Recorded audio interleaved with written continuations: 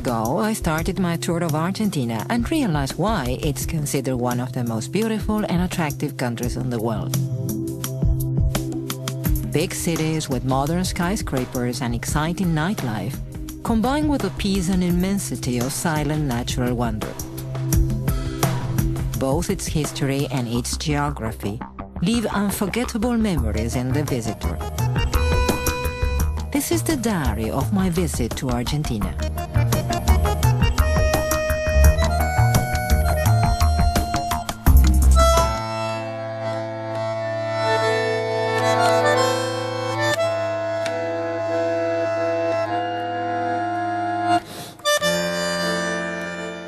Dear friends, today I started off at the capital city of the country, Buenos Aires, a busy and cosmopolitan urban center. Beneath the intense bustle of a city of over 3 million inhabitants, there lie a great variety of cultural, historical, tourist and commercial options.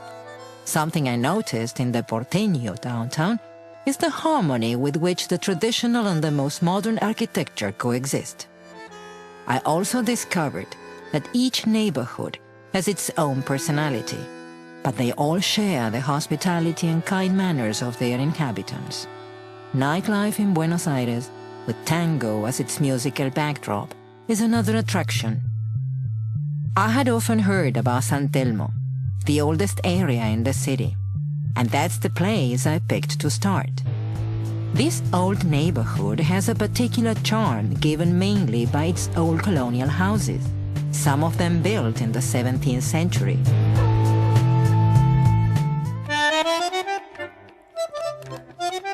I've been told that during the 60s, many painters and sculptors, captivated by the antique atmosphere of the neighborhood, set up their ateliers and worshipped there, giving the place its current bohemian character. After visiting San Telmo, I went to the nearby district of La Boca. Early in the 20th century, with the arrival of a massive European immigration, a great number of Italians settled there, giving it the characteristic aspect it now enjoys. One of the spots in La Boca I like best is a street just 100 meters long, known as Caminito. In the past, it used to carry freight from the port to the railway. Later, it became a street museum where the facades of the houses and tenements are painted in bright colors.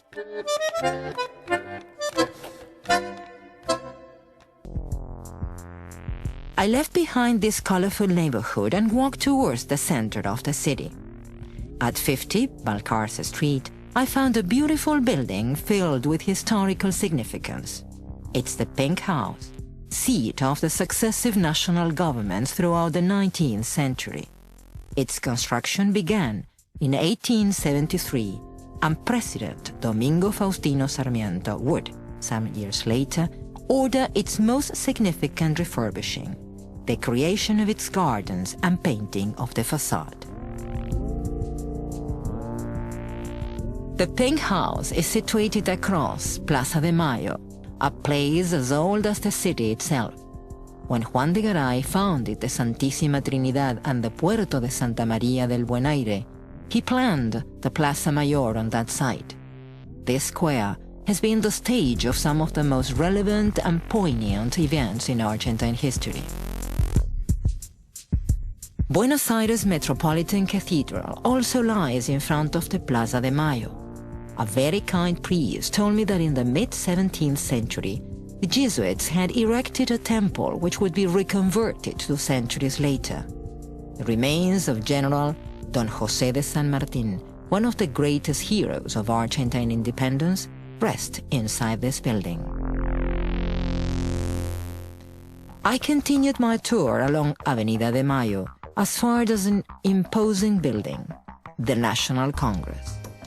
The Argentine Legislative Palace was built in the neoclassical style inspired in the Greco-Roman architecture, which gives it unequaled magnificence, severity and elegance. Looking for some fun, I went to a neighborhood historically associated with tango, another of the Porteño's great passions, the Abasto. named after the large market situated on the traditional Corrientes Avenue. It opened at the end of the 19th century, and for decades, it supplied food to almost the whole city. There I learned that it was in the nearby taverns and cafes where the greatest singer of Buenos Aires, Carlos Gardel, became known. He was called the Morocho del Abasto. The interior of the old market was fully remodeled, but the facade keeps its original state. It is a stylish construction that houses one of the largest shopping malls in Argentina. It has a number of modern cinemas where the prestigious International Festival of Independent Films is held every year. I walked along Corrientes Avenue towards the downtown area, and I was able to see how this avenue changes its aspect as it goes through different neighborhoods, until it becomes one of the major symbols of the porteño bohemia. Bookstores and theaters offer genuine treasures of the culture of all times. Its bars and cafes have become famous because of the lively gatherings of artists and intellectuals, which usually last well into dawn. I walked towards the intersection of 9th of July and Diagonal Norte avenues. There, I found the obelisk, a simple 67-meter-high construction which has become the symbol of the city of Buenos Aires. It was inaugurated in 1936 to commemorate the 4th centenary of the first foundation of Buenos Aires.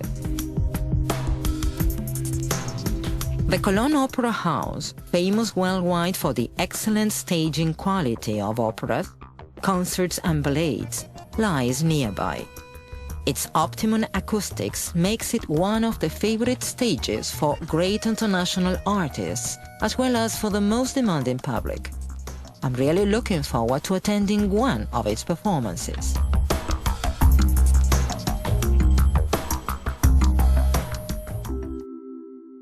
Dear friends, today I went on another stroll along the beautiful city of Buenos Aires.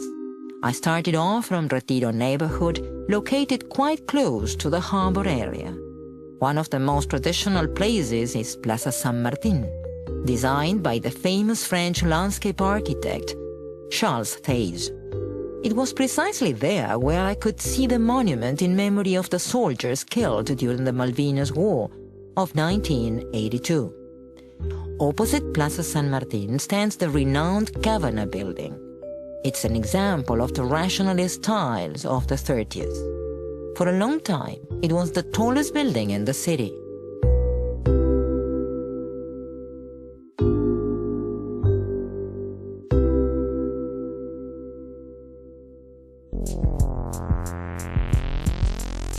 Puerto Madero is very near.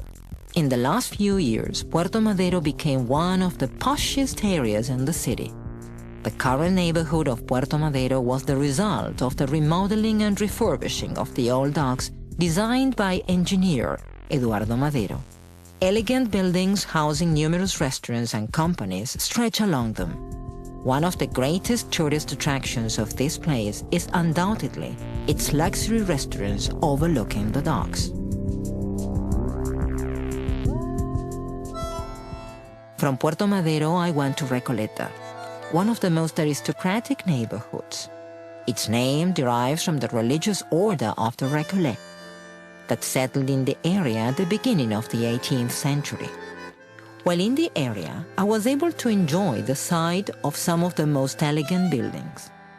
There are large mansions from the beginning of the 20th century that belong to the most traditional Argentine families.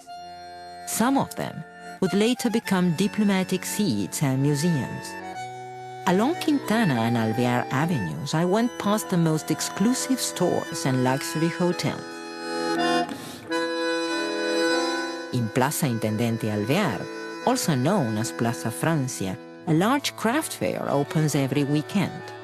In its surroundings, numerous street performers offer shows that please all ages. I also visited the National Museum of Fine Arts, just a few meters from the plaza. Important art collections of all times are exhibited in its spacious rooms. I could see the work of great maestros such as Vincent van Gogh, Edouard Monet, Auguste Rodin, as well as other Argentine artists. Excited as I was, I felt like having a look at other local artistic expressions. So, I went to the Museum of Latin American Art of Buenos Aires, the MALBA, founded in 2001 to spread Latin American art. From the museum, I went to the Palermo Gardens, a large area of green expanses and lakes, one of the most traditionally leisurely strolls both for the citizens of Buenos Aires and tourists. After taking a stroll through the parks, I got to the Galileo Galilei Planetarium.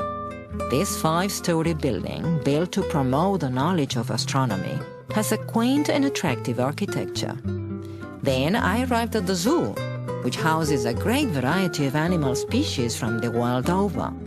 Across the zoo stands the Botanical Garden. Its tree-lined paths, wonderful sculptures, and interesting winter garden offer visitors a peaceful environment. Dear friends, visiting Buenos Aires was the most exciting thing I ever done.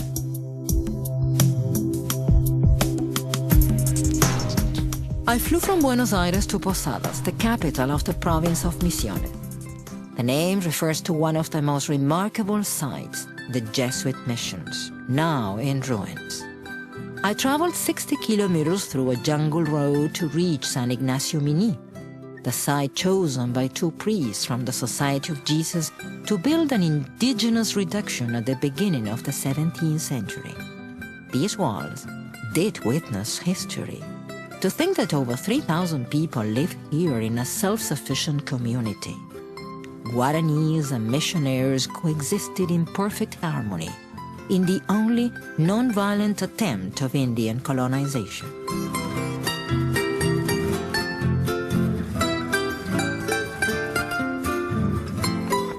After the Jesuits were expelled in the 18th century, San Ignacio Mini was deserted. As late as 1939, its red walls were rescued from oblivion by the Argentine state and 50 years later declared World Cultural Heritage by UNESCO. The province of Misiones enjoys worldwide renown for a wonder older than the Jesuit ruins, the Iguazu Falls, which are to be found surrounded by rainforest and mystery. They are 18 kilometers away from the city within the Iguazu National Park, a 60,620-hectare area of dense vegetation and exotic animals that was declared Natural World Heritage by UNESCO. The name Iguazu derives from Guarani, the language of the natives to the area, and means Great Waters.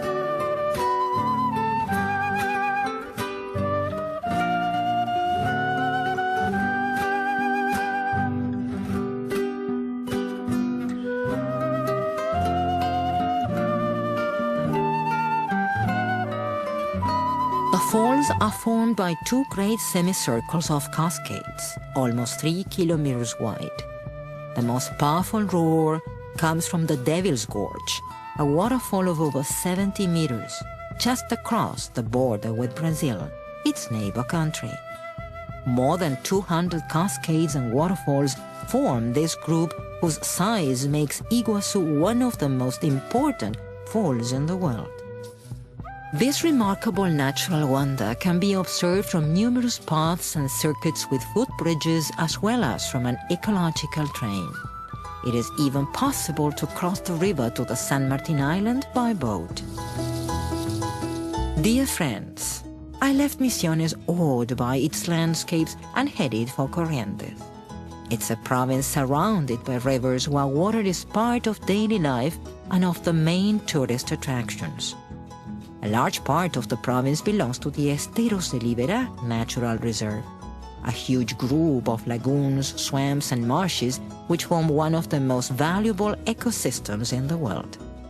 I was marveled by the great expanse of this park, over 1 million hectares, where hundreds of vegetable and animal species are found. This water mirrors awake one of my old passions. I took a fishing road and decided to spend a quiet time by the river. Fishing in the Alto Paraná gathers thousands of amateurs between March and September. At this time, cities and little towns as Corrientes, Itaibate, Itatí, Bella Vista, Goya, and Reconquista welcome keen fishermen from all over the world.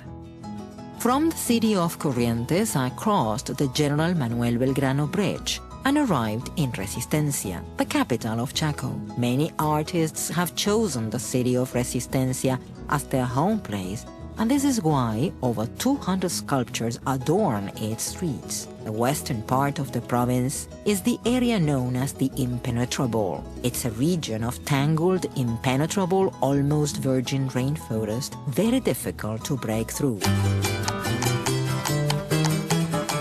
I was fascinated by the landscape and generous territory of the province of Formosa, north of Chaco. The Pilcomayo National Park on the banks of the homonymous river is dotted with swamps, lagoons, and a stretch of white palm, also known as Carandai.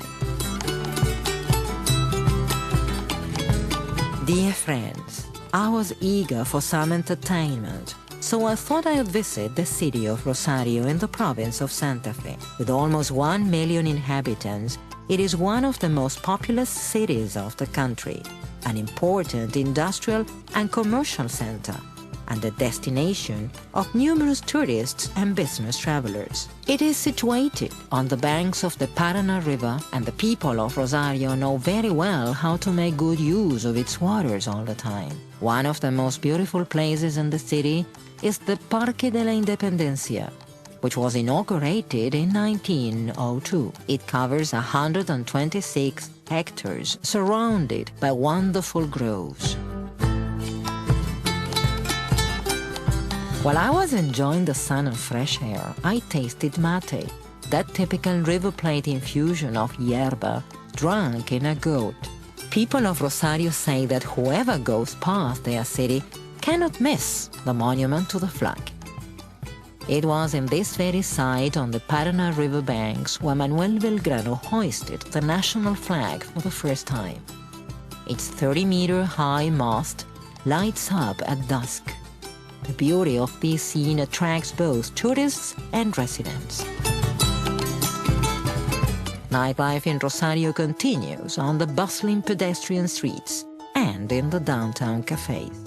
Behind the monument, across the Plaza 25 de Mayo, rises the 19th century sanctuary cathedral, the Basilica Nuestra Señora del Rosario, patron saint of the city. I left Rosario because I wanted to visit the capital of the province, 165 kilometers away, Santa Fe. It features a historical past which is very important for the country. Among other relevant events, the national constitution was drafted here in 1853. After strolling along the Paraná riverfront, I headed for the old town. Around the Plaza de Mayo, there still remains some old colonial buildings. I was especially delighted by the Gothic bell towers of the Guadalupe Basilica. As I later learned, the current sanctuary was built when the chapel had been erected in 1779. But undoubtedly, the most beautiful architectural work in the city is the famous Suspension Bridge, brought from France and inaugurated in 1928. The city of Paraná, capital of the province of Entre Rios, is located opposite Santa Fe across the wide Paraná River. Fortunately, I did not get wet since both cities are linked by a tunnel that goes under the water. The subfluvial tunnel Raúl Uranga, Carlos Silvestre Beñez, also called the Hernandarias, was opened in 1969, and it's the first and only one of its kind worldwide. Dear friends, I left the city of Paraná behind and went westwards across the hillocks of Entre Rios to Colón.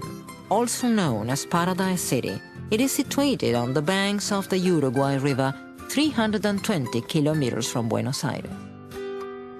It's a small and quiet city where thousands of tourists arrive each year, attracted by the beauty of its riverside beaches and the relaxing property of its hot springs, which reach 36 degrees centigrade. I was anxious to be in contact with nature, so I traveled 40 kilometers to the El Palmar National Park. The waters of the Uruguay or Birds River in Guarani enhanced this unique landscape, one of the last reserves of Yatai palm trees. A great variety of autochthonous animals find protection in these vast lands. But the most outstanding show was undoubtedly the carnival held in the city of Gualeguaychú. Along its main streets, men and women in multicolored costumes enlightened the local night in what seemed an endless celebration. It was a wonderful farewell to the Mesopotamian region, and on I headed to the center of the country.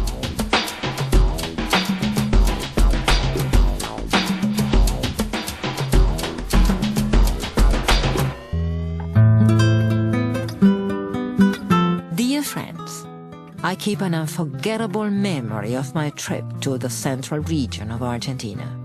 The province of Buenos Aires is a vast territory with the most varied and attractive landscapes for tourism.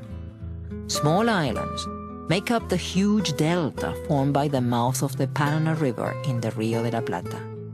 There are lots of inns on some of the islands that can be reached by boat leaving from the Tigre port.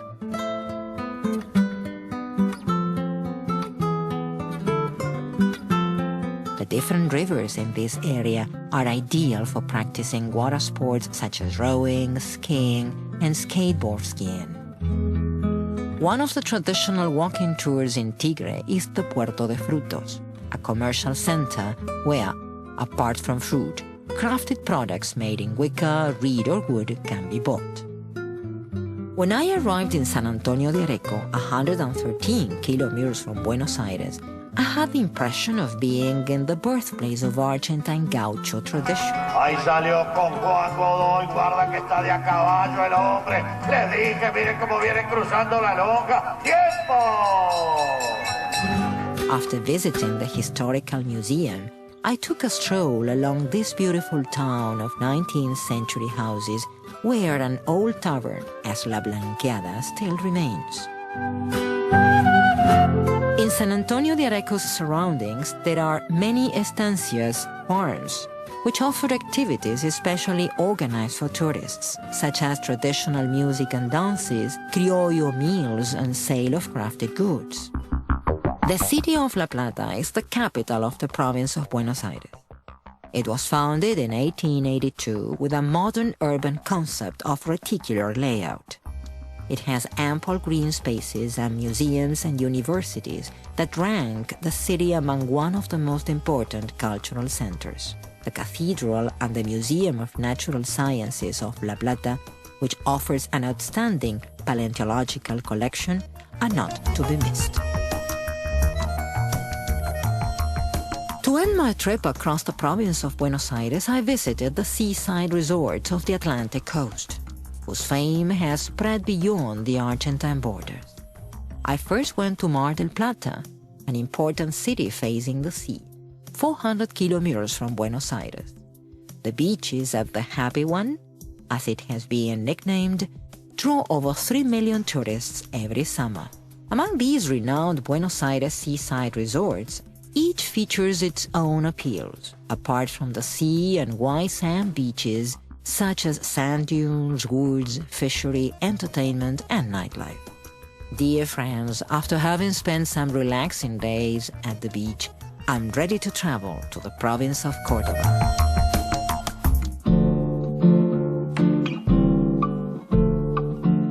The capital of Córdoba lies almost 700 kilometers from Buenos Aires, towards the center of the country. It's one of the most outstanding in the country. It was founded in 1573 by the Spaniard Jerónimo Luis de Cabrera. Its historical past can be seen in each downtown corner. The cathedral was the first place I visited. Its construction began at the end of the 16th century, but was finally finished on May 25, 1758. It is a monumental work where the colonial, classical, and Baroque styles combine harmoniously. Close by stands the historical Cabildo, the city's old civic center. Its construction also goes back to the end of the 16th century. The financial downtown area of the city holds a truly historical treasure declared World Heritage by UNESCO. It is the Manzana Jesuitica, the Jesuit block, whose history dates back to the early 17th century.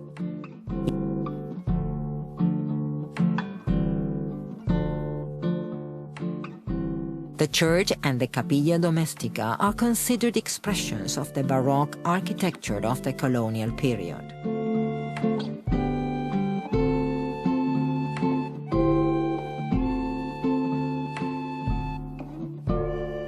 The inner province of Córdoba proved to be as beautiful and interesting as I thought. Villa General Belgrano is located 90 kilometers away from the city of Córdoba. Its development started in the 1930s with the arrival of Swiss, German, and Austrian immigrants. It has a strong European character and is the most important tourist center in the region of the Valle de Calamuchita. I was stunned by its natural beauty.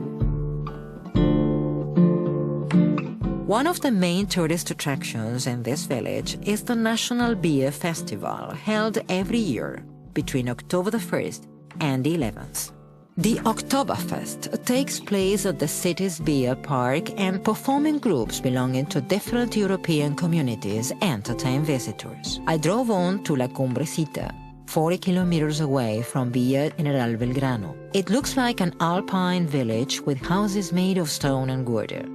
I felt as if I was in a fairy tale. As driving is restricted, residents and tourists in La Cumbrecita either walk or ride a horse to move about. The landscape in the Córdoba hills awakened my adventurous spirit. Villa Carlos Paz proved to be the ideal place for those who like the combination of nature and urban life, mainly thought for tourists. Here I rode a horse across the hills and took a boat trip to the lake flowing into the huge San Roque Dam. To contemplate Villa Carlos Paz from the top of the hills at dusk is a view that cannot be missed. Dear friends, I headed towards northwestern Argentina, a region framed by very ancient valleys and ravines, and marked by an unforgettable indigenous past. I started off my tour in the province of Tucumán, the smallest in the country, popularly known as the Garden of the Republic because of its rich vegetation. San Miguel de Tucumán, its capital, was the setting of far-reaching events of Argentine history, such as the declaration of the national independence in 1816. I visited the House of Independence, where this transcendental event took place. After going through huge sugarcane plantations, I reached Tafí del Valle, a site situated at the foot of the Sierra de la Conquija, 108 kilometers away from the capital of the province. Its landscapes of mountains and rivers, and the little change in temperature between summer and winter, attract a great number of tourists all year round. The ruins of the Quilmes Indians, one of the most significant archaeological sites, lies 182 kilometers away from Tucumán, capital city. This tribe settled in this area towards 1000 before Christ. It was one of the tribes that more strongly opposed Spanish colonialism and Christianism. They were finally reduced, and the survivors were taken to a place in the south of the city of Buenos Aires, which today carries the name of Quilmes. Dear friends, from Tucumán I traveled to the city of Salta, the capital of the homonymous province, also known as the Pretty One, It is situated on the Lerma Valley, almost 1,200 meters above sea level. It's one of the most fertile places, and it features the most pleasant climate in the northern region of the country. From the summit of the Cerro San Bernardo, I took a ride in a cable car and enjoyed a full magnificent view of this beautiful city, which is surrounded by high hills. When I was ready to tour the city, I was advised at the tourist office to visit some historical buildings. The church and the San Francisco monastery were erected on the site assigned in 1582 by Don Hernando de Lerma, the founder of the city. The Franciscan monks remodeled the building 3 centuries later, and in 1941 it was declared National Historical Monument. The Cathedral of Salta is located in the city's main square. Its construction started in 1858 and ended 24 years later.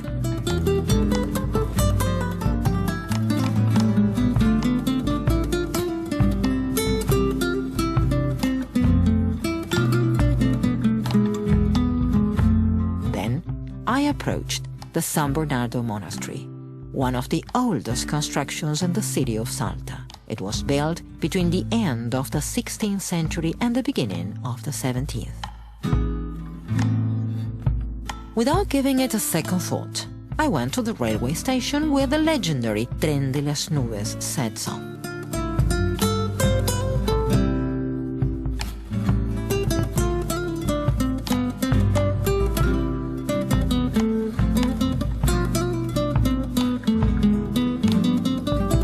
For 15 hours, the train slowly rolls 217 kilometers uphill, going through bridges, tunnels, and viaducts, and leaving behind cities and towns. The whole stretch winds through the western Andes mountain chain, whose peaks range between 3,000 and 5,000 meters in height. The Valle de Lerma, seen from above, offers an unforgettable view. During the trip, these mountainous formations display the most varied and wonderful colors. We finally arrived at the La Polvorilla viaduct, the end of the trip.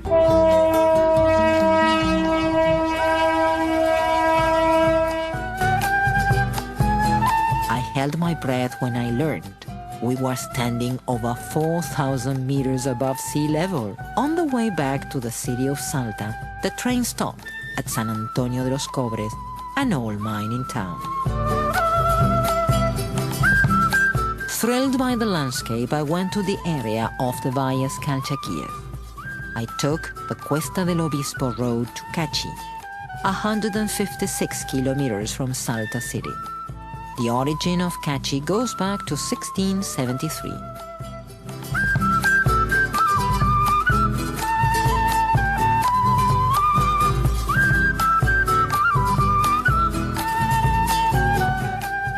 The Valles Calchaquíes form one of the most attractive tourist circuits in Argentina. I found this landscape of dazzling beauty. All along there are quaint little towns, some from the 18th century. There are also wonderful rocky formations as La Yesera, Las Ventanas, and Los Castillos, which are unique because of their striking layers of earth of different colors. Within the circuit of the Valles Calchaquíes, the most important tourist center is undoubtedly the city of Cafayate. It's located 194 kilometers from the provincial capital. It comes with optimum climate conditions for cultivating the Torrontés grape, used to produce a wine that brought a well-deserved fame to the area. The city of Cafayate has all that is needed to host the most demanding tourists. I thought some of the recommendable activities include visits to the flowery main square, to the cathedral, or a quiet stroll through the vineyards. Dear friends, to start my tour in the province of Jujuy, I chose the Quebrada de Humahuaca because I had so often heard of its landscapes. The tour far surpassed my expectations. It's a mountainous valley that runs from north to south along 150 kilometers. It was the Inca route, a road traveled by arrieros and chasquis in remote time, an itinerary filled with historical interest. It has been declared Natural and Cultural World Heritage by UNESCO. Humahuaca is the capital town of this region. It was founded in 1594. I visited the Candelaria Church and then wandered along its narrow cobblestone little streets lit up at night by old colonial street lamps. Everywhere I met foreign tourists admiring the beauty and simplicity of the adobe houses, the typical dwellings all along this region. As a testimony of Argentina's historical past, Humahuaca keeps a monument in memory of the struggle for independence, the Monument to Independence. The forceful image of a man raising his fist to the sky reminds of the numerous battles waged in this area. As souvenirs of this beautiful town, I bought different crafts made by the skilled hands of the people of Humahuaca. 40 kilometers away from Humahuaca stands the village of Tilcara. Its pucará, fortification in Quechua, proved to be the main tourist attraction. These stone constructions are almost 1,000 years old. The church of Nuestra Señora del Rosario rises among the narrow streets of the little village of Tilcara. I continued my trip along a route lined by giant thistles and arrived in Purmamarca, a small village at the foot of the amazing Cerro de los Siete Colores. Again, I found lovely adobe constructions, some of which were erected in the 17th century. This little town, lost in time, hosts a permanent handcraft fair where really attractive regional products are offered. West of Purmamarca is the Cuesta del Ipan, a winding road along which I reached the Salinas Grandes, an immense silent salt desert extending along 60 kilometers. My trip across the northern region continued in the province of Catamarca. In the capital city, I toured all the historical circuit. Around the main square lies the government house, as well as other buildings that hold secrets of the colonial times. The Basilica de Nuestra Señora del Valle, the church, and the convent of San Francisco. Less than 20 kilometers from the city, we can find the starting point of the road to the Cuesta del Portezuelo, the most important tourist attraction in the area. Its rich and exuberant vegetation dazzled me, and more than once I stopped at the vantage points to enjoy the landscape. To end my tour through the northern region of the country, I traveled to Santiago del Estero, the capital of the homonymous province. It was founded in 1553 and is one of the oldest cities in the region. I walked through the city for a while to Plaza Libertad, where I stopped to contemplate the monument that pays homage to Manuel Belgrano. I headed to the city of Rio Hondo, where the main center of thermal waters in South America is found. More than 200 hotels and camping sites host those tourists from all over the world who are looking for some relax in its warm water. For those keen on water sports, just 4 kilometers away from the city is the Dique Frontal, a dam that forms a huge lake. Fishermen come here in search of dorados. Dear friends, my trip through the Cuyo region started in the city of Mendoza, the capital of the homonymous province. This city is harmoniously urbanized, with grey tree-lined avenues and wide sidewalks. What struck me most was city traffic calm.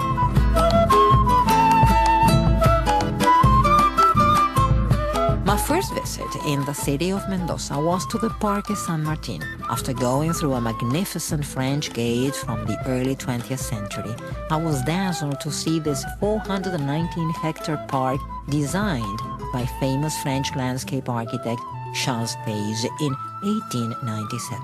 It holds a true botanical treasure formed by more than 50,000 trees of 700 different species and an enormous rose garden. After enjoying the park, I visited the Cerro de la Gloria, a vantage point to get a splendid full view of the city. Here stands the monument erected to honor the Andes Army, a work made by prestigious Uruguayan artist Juan Ferrari. Then I took a stroll in Plaza Independencia, which covers a 4-block area embellished by old trees, a wide variety of plants and flowers, and a beautiful fountain. I left the city of Mendoza and traveled 200 kilometers along National Route 7 to the Chilean border, along the way known as the High Mountains. I finally arrived in the Luján de Cuyo area, where I could enjoy the wonderful view of the Cordón del Plata. Then I went through the towns of Penitentes, Puente del Inca, and Las Cuevas.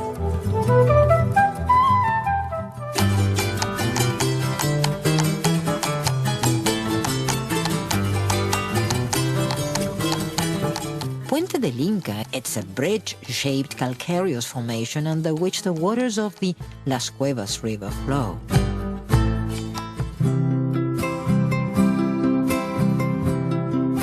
I finally arrived at Parque Provincial Aconcagua, where the majestic hill bearing the same name rises. With 6,959 meters, it is the highest peak in America. Every summer, climbers flock the bases of Plaza de Mulas, Plaza Argentina, and Plaza Francia to start the ascent to the summit of this giant. The province of Mendoza is renowned for its excellent vine production. The vineyards stretch over most of its territory. Privileged climate guarantees optimum ripening of the grapes to produce the wines that deserve international fame. The wine industry has a long-standing tradition in Mendoza where homemade procedures combine with state-of-the-art technology. Many wine cellars and vineyards in Mendoza can be visited. The experience of walking between the oak casks or the large metal barrels, holding a glass of wine while the guide explains the various production stages, is appealing to both local people and foreign tourists.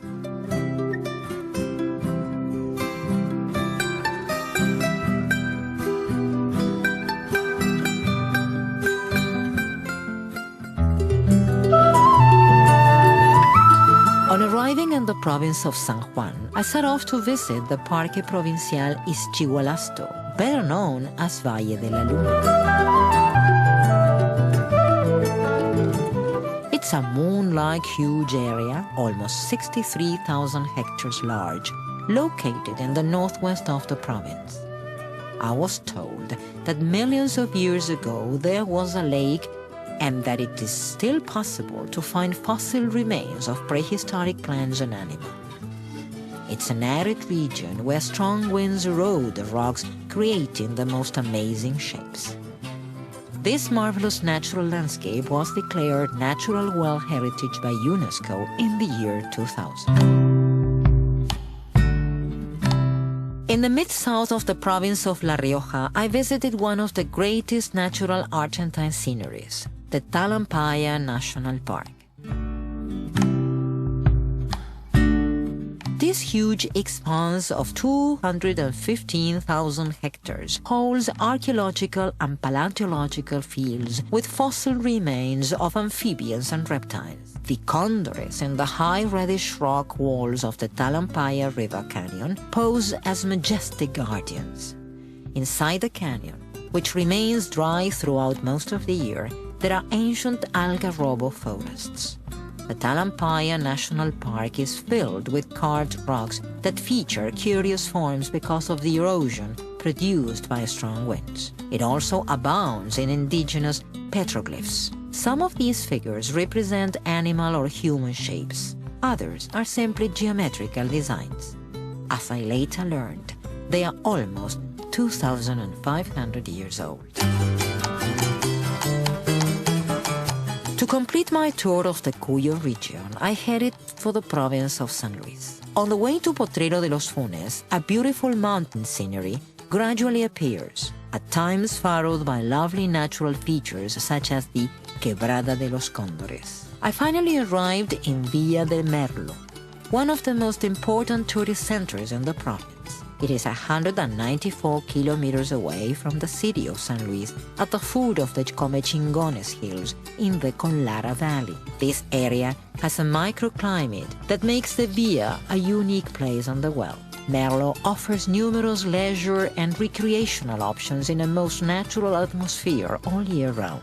On my tours through the hills, I came across natural vantage points where I got superb views of Villa de Merlo and its surroundings. Dear friends, I'm heading towards Patagonia, a region I have heard much about. I was warmly welcomed by the typical gentleness of the country people of the province of La Pampa.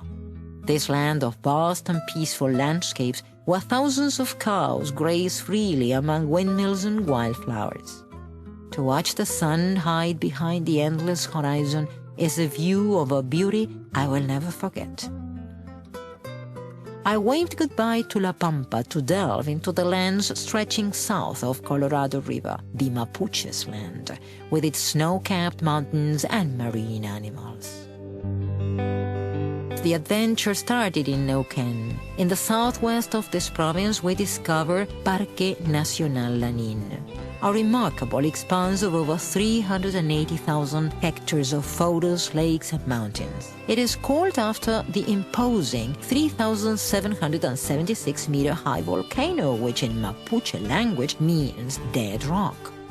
Its sides are covered by a forest of araucarias, age-old trees of up to 70 meters in height. Further south, also within the Parque Nacional Lanín, we can find the city of San Martín de los Andes. It is a picturesque mountain village with a typical alpine architecture, a shopping mall, museums, and chocolate factories. I walked through the downtown streets and took a rest at the tea house in the Mirador Arrayán, a lookout site from where I got a full view of the village. I was fascinated by the surrounding scenery: ancient forests, the Andes mountain range, and Lake Lacar with its crystal clear waters.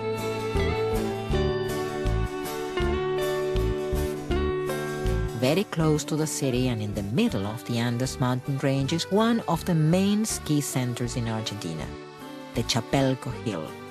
2,394 meters high, boasts international prestige. The route of the Seven Lakes starts in San Martín de los Andes, an incredibly beautiful route, the ideal place to enjoy a unique natural environment. I took the route that goes round the edge of the Lacar for some kilometers through lovely spots and small beaches which are ideal to enjoy the lake waters or to see a matchless dusk.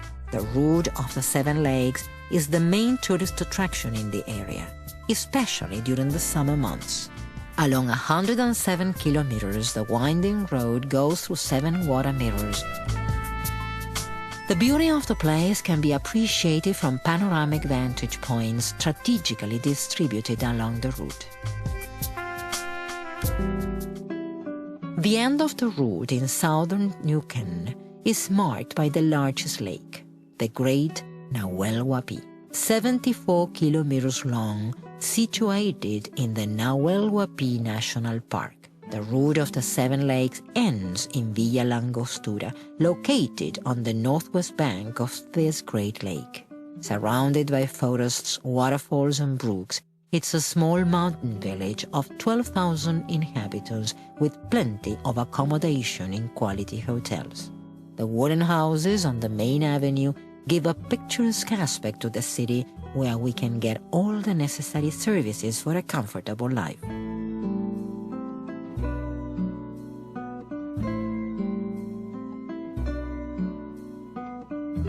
Five minutes away stands the area of first-class hotels. Bahia Manzano is an attractive and posh neighborhood situated among coihue, cypress, poplar, and apple tree forests. From Villa La Angostura, I took a catamaran to sail the waters of the Nahuel Huapi. From there, I had a splendid view of the city, the mountain range, and the forests. After sailing for 45 minutes, I arrived at the Quetrihue Peninsula, where Los Arrayanes National Park is located. It was created to protect the Arrayan forest, a natural relic, not to be found elsewhere. I walked along a magic trail among cinnamon-colored trees flecked with white spots while trying to imagine what this scenery might have been like 500 years ago when some of these trees were just beginning to grow.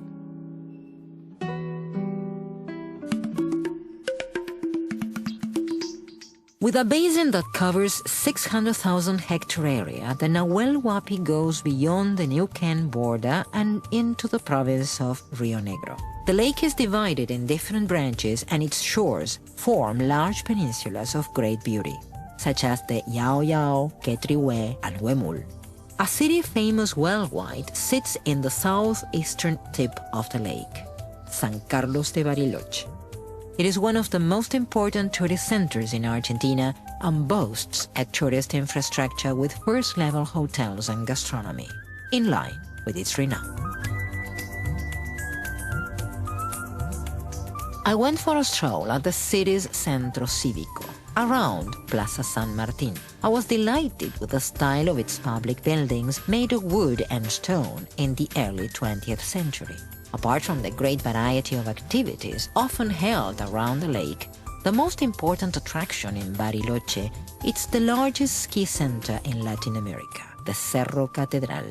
Located about 20 kilometers away from the city, the mountain peaks, which remind a Gothic cathedral, inspired the name this place was given.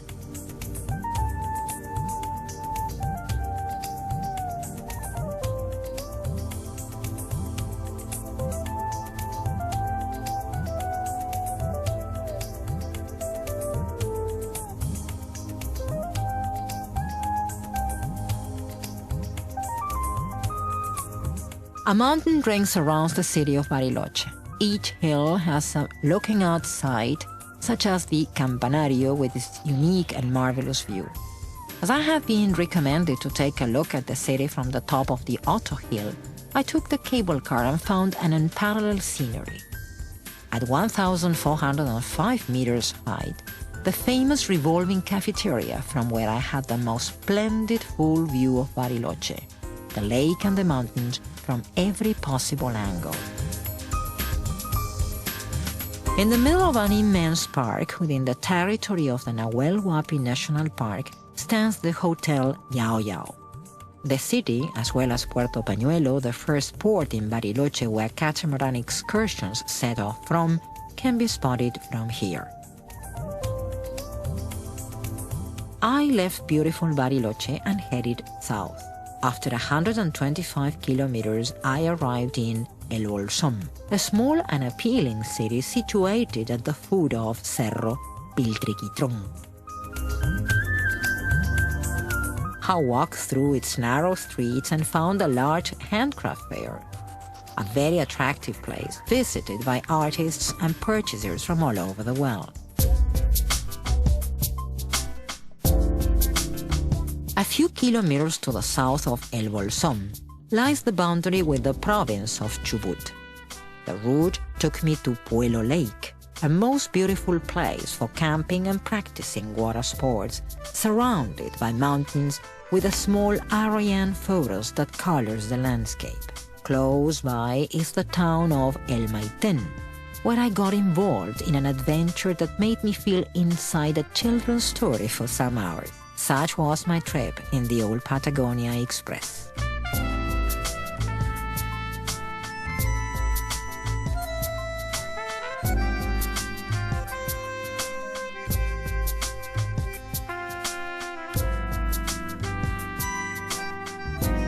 It's a steam train whose engines were brought from the United States and Germany in 1922 to carry large quantities of sheep wool. It has a 75 centimeters wide gauge, which explains the well-known name La Trochita. And in 1999, it was appointed Argentine Historical Monument. I knew that Chubut also had numerous attractions along the Atlantic shore. The Valdez Peninsula, linked to the continent by a thin isthmus, covers about 400,000 hectares which have been declared Natural World Heritage by UNESCO. The diversity of continental and marine species has turned Chubut into the favorite destination of biologists, geologists, and nature lovers at large.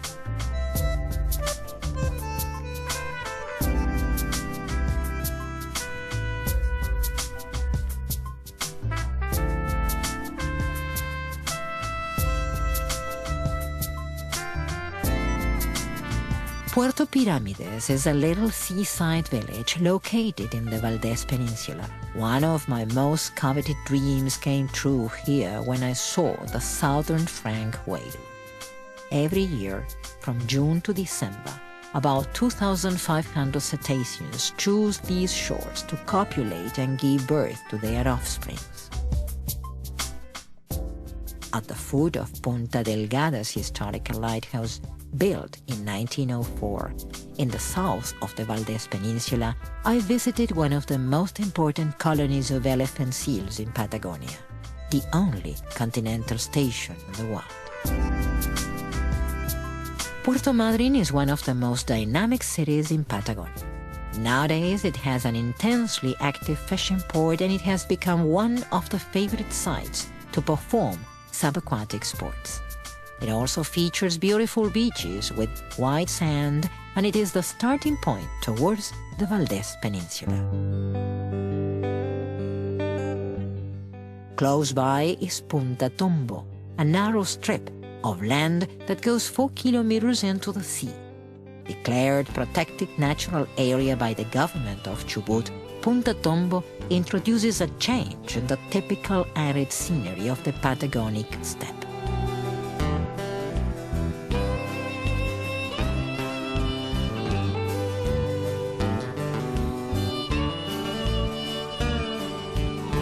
Dear friends, I headed to the southeast of the province of Santa Cruz, once again to the snow-capped peaks of the southern Andes.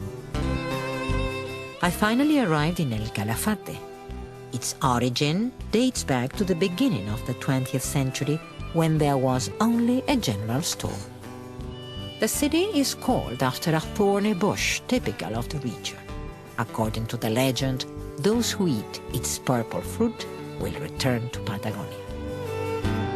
75 kilometers from El Calafate is Los Glaciares National Park.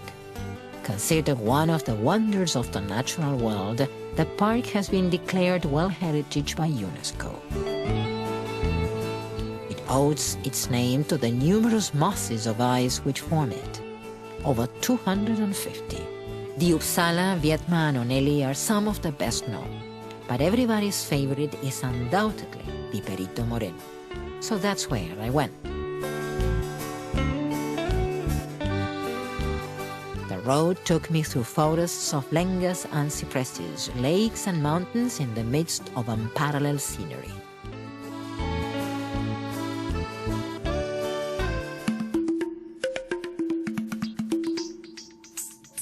Located on the Argentina Lake, it can be observed from the many vantage points of the Magallanes Peninsula just across the glacier.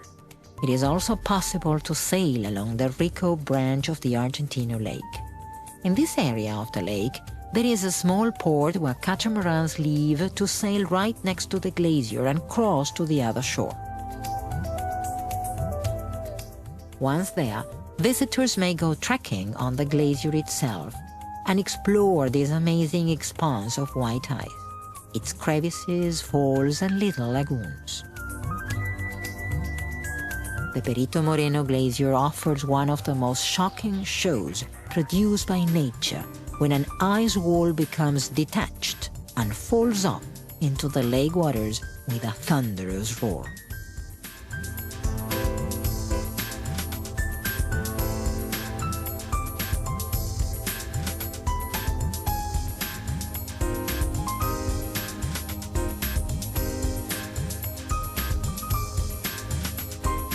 The ancient inhabitants of these lands left their unforgettable mark in a beautiful place known as the Cueva de las Manos. It is located to the northwest of the province in the gully of the Pinturas River. On the stone walls, there are paintings over 9,000 years old.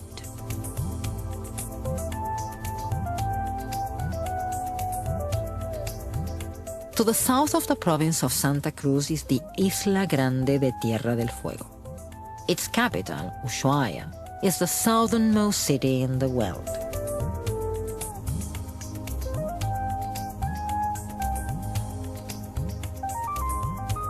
I like the city, framed in a scenery of mountains, sea, glaciers, and forests.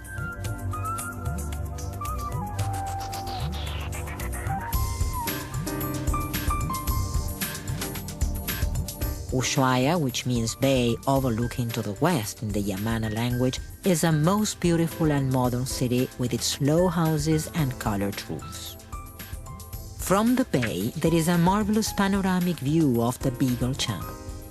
A tour through the channel will allow having a glimpse of the famous lighthouse, Les Éclaireurs.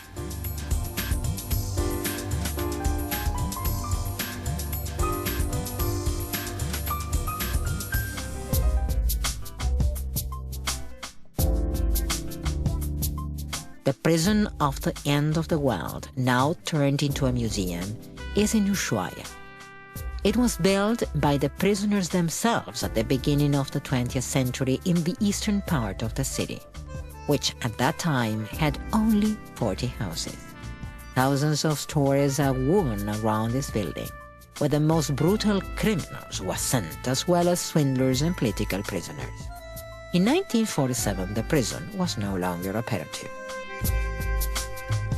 At the tourist office, they advised me to visit the Tierra del Fuego National Park, the southernmost in Argentina. It is next to the international border with Chile, but it also has sea coasts because its southern boundary is washed by the Beagle Channel. In this area, I visited the La Batalla Bay, a beautiful place located 20 kilometers away from the city of Ushuaia.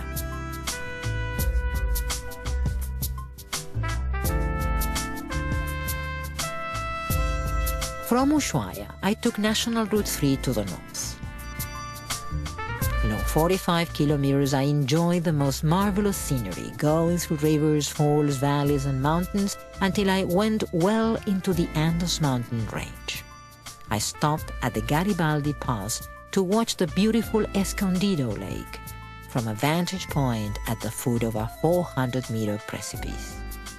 I finally got to the island's largest lake, the Fagnano Lake. It's formed from a glacier and it's the 6th largest in South America.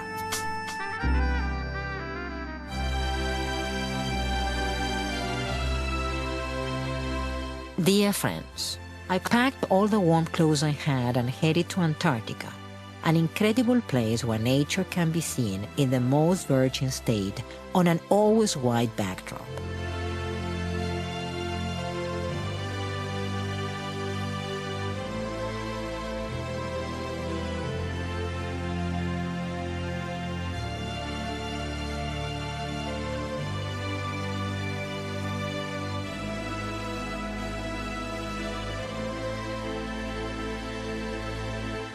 I could not miss visiting the Malvinas Island, a place full of wonderful sceneries and a controversial history. In 1810, when the process of Argentine independence was beginning, there was still a Spanish governor on the islands. 15 years later, Great Britain acknowledged the Argentine independence and did not claim the islands. A short time after, Argentine authorities settled down in Puerto Soledad with the aim of erecting a colony. However, in 1833, England seized the Malvinas under their domain and expelled the national authorities. Since then, Argentina has never ceased to claim sovereignty over the archipelago. Dear friends, from the islands I took a plane back to Buenos Aires.